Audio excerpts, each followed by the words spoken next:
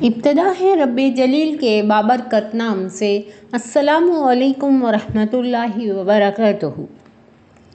رب جلیل اپنے فضل و کرم سے اپنے خاص بندوں کو سدا نوازتا رہے، آمین۔ آپ سب اس کی عنایتوں کے امین ہوں، ثم آمین۔ یہ کائنات رب کریم کی عظمتوں کا تحفہ ہے، اور کائنات میں کئی اقسام کی مخلوق ہیں جو ہماری رسائی سے دور ہیں، جن سے ہماری دسترس ناممکن۔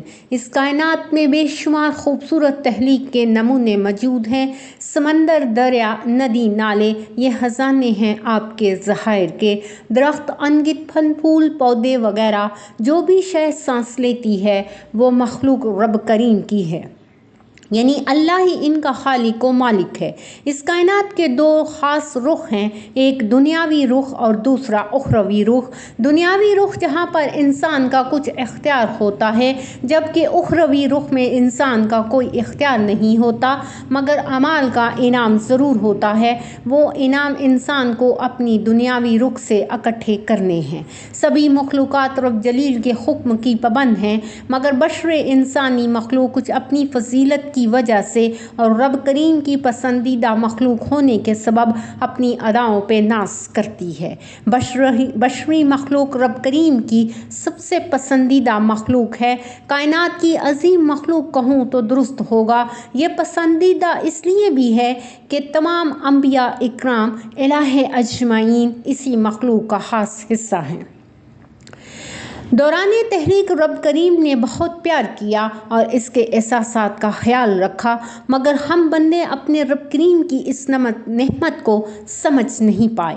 جہاں اس نے ہماری سکون و راحت کے لیے سایہ دار درخت مہیا کیے ہیں، وہیں آنکھ کی ٹھنڈک کے لیے نیلا آسمان بنایا، نفس کی تر و تازگی کے لیے خوشبودار پھل پھول بنائے، من کی بھوک و پیاس کے لیے میٹھے چشمے اور نباتات دیے۔ انگن نعمتیں ہیں جو انسان کے لیے رب جلیل نے پہلے تخلیق کی، پھر بشر الخاص کو روح انور دی، تاکہ انسان نہ کہہ سکے یہ نہیں۔ سب سے بڑھ کر اس کو جنت و جہنم کا تصور بھی تخلیق سے پہلے اتر چکا تھا۔ انسان تخلیق میں پہلے مرد کو تخلیق کیا اور اس کی بڑائی رکھی۔ یہاں سے میرے لفظ آج کی اس نشست کا بیان کریں گے کہ انسان میں مرد اور عورت کا فرق کہاں سے چلا آ رہا ہے۔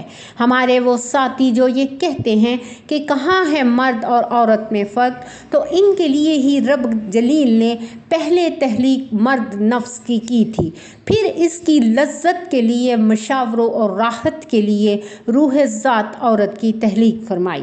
بلا شبہ اسے خوبصورت بنایا، ناز و انداز اس کی تخلیق کے دوران اس میں ڈالے، صبر و برداشت عطا کیا، آواز میں کائنات کی باریکی ڈالی، وجود کی تخلیق کے لیے مرد کے وجود سے مٹی لی، ناز کی پھولوں کی ادا سے لی، غرض کے تخلیق ذات نفسانی میں کائنات کی ہر دل پسند شے کا عنصر شامل کیا اور اس کو ہار و سنگار عطا کیا، نازت و ادا بخشی، شرم و حیا عطا کی، کیونکہ اسے تولید و تخلیق کے لیے چن لیا تھا۔ جب عورت ذات کی تخلیق کی تو ہر آنکھ کو نیند عطا کی تاکہ کوئی اس کو دیکھ نہ پائے، اس کو اس حد تک چھپا لیا اور چھپا رہنے کا درس دیا۔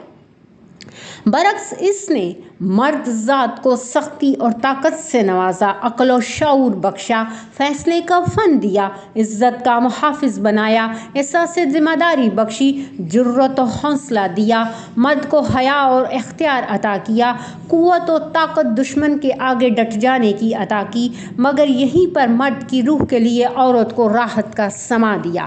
میری نشست کا مقصد مرد اور عورت کے فرق کا بیان ہے۔ جو معاشرہ اپنا تہذیب و تمدن کھو دیتا ہے وہ معاشرہ بگڑ جاتا ہے، یعنی ہم اپنے دائرۂ اصول سے نکل جائیں گے، ہم اپنی قوت کو کھو دیں گے۔ اگر ہم عورت ہوتے ہوئے مرد بننے کی کوشش کریں گے اور مرد عورت پن کا روپ لے لیں تو معاشرہ حد سے اتر جائے گا۔ میرے سامعین یہ ضرور سوچ رہے ہوں گے، مرد کا عورت اور عورت کا مرد کہنے کا مطلب۔ میرے لفظ اپنی ادائیگی میں کہتے ہوئے شرمندہ ہیں۔ بحیثیت امتی محمد مصطفیٰ صلی اللہ علیہ وآلہ وسلم کہلوانے والے اپنے رب رب اور رسول کو بھول رہے ہیں۔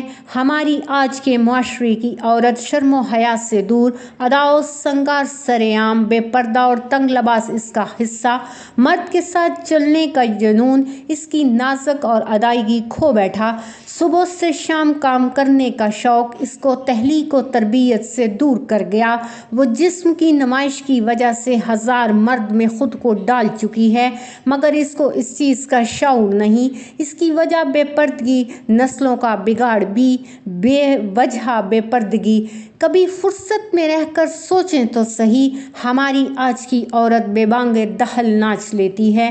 کوئی شادی بیاہ، کوئی اور محفل ہو، اس گھر کی عورت کے ناچ کے بغیر ادھورا ہے۔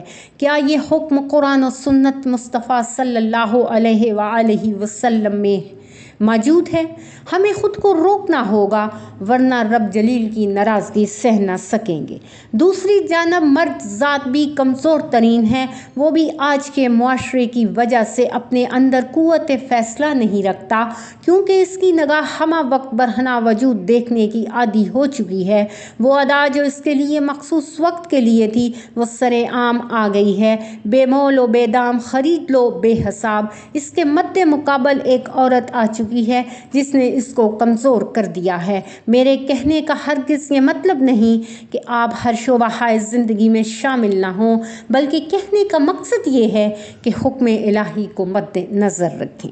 نبی کریم صلی اللہ علیہ وآلہ وسلم کے دور خاص میں بھی عورتیں ہر شعبہ زندگی میں موجود تھیں، مگر باپردہ بانشیں۔ زندگی خوبصورت ہے اگر آپ اس کو خوبصورت رہنے دیں۔ جو فرق رب جلیل نے رکھا ہے، اس کو مٹانے میں محنت نہ کریں، بلکہ اس کو اپنی صلاحیتوں سے خوبصورت بنائیں۔ اس نشست میں شامل ہونے کا شکریہ۔ خوش رہیں، آمین، آباد رہیں، فی امان اللہ۔